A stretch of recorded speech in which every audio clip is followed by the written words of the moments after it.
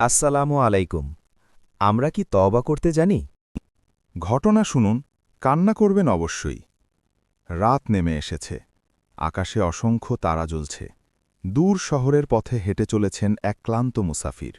তিনি আর কেউ নন, তিনি আহম্মদ ইবনে হাম্বাল রাহিমাতুল্লাহ আলাইহ। দিনের পর দিন তিনি সফর করেছেন, কখনো রোদের তাপে, কখনো ধুলোর ঝড়ে। তার লক্ষ্য ছিল একটাই, মানুষকে সত্যের পথে ডাকা, আল্লাহর সন্তুষ্টি অর্জন করা। কিন্তু আজ তিনি খুব ক্লান্ত, শরীর যেন আর চলতে চায় না। অবশেষে তিনি একটি শহরে পৌঁছালেন। শহরটি ছিল ব্যস্ত, কিন্তু তিনি সেখানে অচেনা, কেউ তাকে চেনে না। তিনি ভাবলেন, আজ রাতে মসজিদেই থাকি। তিনি মসজিদের এক কোণে শুয়ে পড়লেন। কিছুক্ষণ পর একজন খাদেম এসে বলল, এই, এখানে থাকা যাবে না।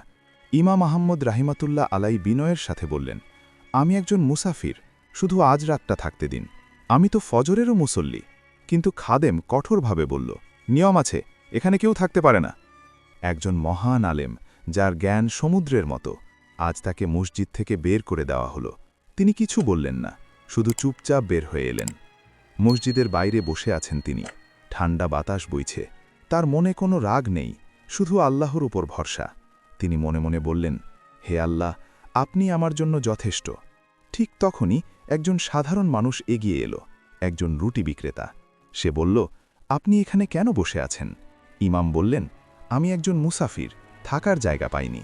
লোকটি বলল, আপনি আমার সাথে চলুন, আমার দোকানে জায়গা আছে। দোকানটি ছিল খুবই সাধারণ, মাটির দেয়াল, ছোট চুলা, কিন্তু তার হৃদয় ছিল বিশাল। সে ইমামকে বসতে দিল, পানি দিল, খাবার দিল। রাতে ইমাম লক্ষ্য করলেন, রুটি বিক্রেতা কাজ করছে, আর একটানা বলছে, আস্তাক ফিরুল্লাহ, আস্তাক ফিরুল্লাহ। এক মুহূর্তের জন্যও থামছে না। চুলার আগুন জ্বলছে, রুটির গন্ধ চারদিকে ছড়িয়ে পড়ছে, আর সেই শব্দ, আস্তাক ফিরুল্লাহ। ইমাম ভাবলেন, এ মানুষটি সাধারণ নয়। ফজরের আলো ফুটল। নামাজ শেষে ইমাম তাকে ডাকলেন, বললেন, ভাই, একটা কথা জানতে চাই। তুমি সবসময় ইস্তিগফার পড়ো, এর ফলে তুমি কি পেয়েছ? রুটি বিক্রেতা হাসল, বলল, আমি যা দোয়া করেছি আল্লাহ সব কবুল করেছেন। ইমাম আহম্মদ রাহিমতুল্লাহ আলাই অবাক হয়ে গেলেন। তিনি বললেন, সব দোয়া? লোকটি বলল, হ্যাঁ, শুধু একটি ছাড়া। আমি অনেক দিন ধরে দোয়া করছি যেন আমি মহান আলেম ইমাম আহম্মদ ইবনে হাম্বাল রাহিমতুল্লাহ আলাইহের সাথে দেখা করতে পারি।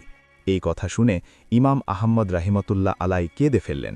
তিনি বললেন, আমি সেই আহম্মদ ইবনে হাম্বাল। আল্লাহ তোমার দোয়া কবুল করেছেন, তিনি আমাকে তোমার কাছে টেনে এনেছেন।